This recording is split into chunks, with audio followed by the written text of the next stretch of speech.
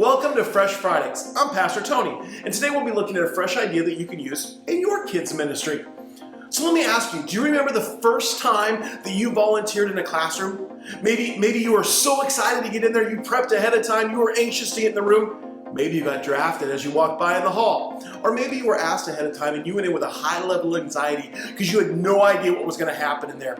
Well, today I want to talk about what it means to have a new volunteer in your classroom. And as a volunteer in that room, you have a responsibility to engage them and get them excited about their day.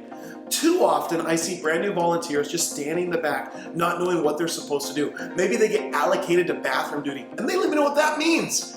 Well, this is your opportunity now to help that new volunteer become part of the team. So as we look at the word fresh, there's an acronym of 5 different words, and it starts off with family. I want you to encourage that new volunteer that they're now part of the Kidmin family. They're part of your family. And so ask their name, remember their name, find out a little bit about them, find out why they're there. Maybe they're a parent, a grandparent, maybe they just want to serve, maybe they got drafted, whatever the case may be, build relationship with them. Find out if they have any experience in kids ministry before. You might have a veteran on your hands that you didn't even know, or somebody who has no idea what they're doing. You won't know unless you ask. Then you can find out how they can help best serve in the capacity that they're in there. So let's move into the experience itself. You need to prep that new volunteer for what to plan for. Let them know that we start with a relationship. Give them one of the most important things that they can do as a leader is help one kid make friends with another kid. And so get down on the ground, play with the kids, build activities, do things with the kids, and help kids make friends with other kids. Talk to them by name. Build relationship.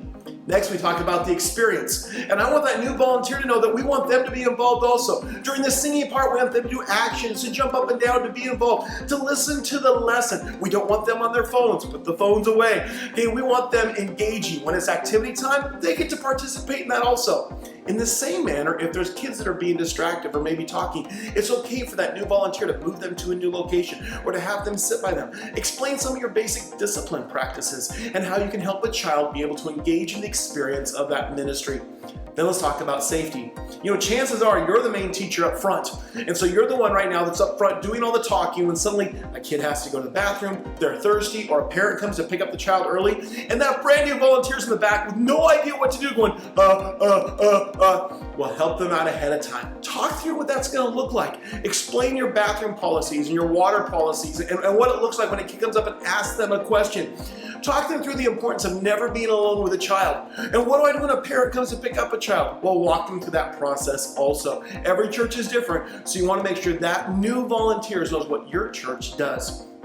Finally, remember this is all for explaining the hope of Jesus, showing the hope of Jesus. And so encourage that new volunteer to smile, to have fun, to speak life and love into the kids around them. Even if they're confused and have no idea what's going on, keep a smile on your face. That's what you do a lot of times, right?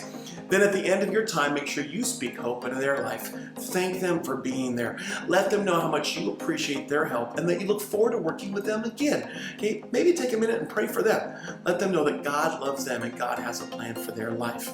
You know, as you do these small little things, pretty soon they truly become part of that Kidmin family. They're going to be that next leader watching this video, welcoming a new volunteer into their area.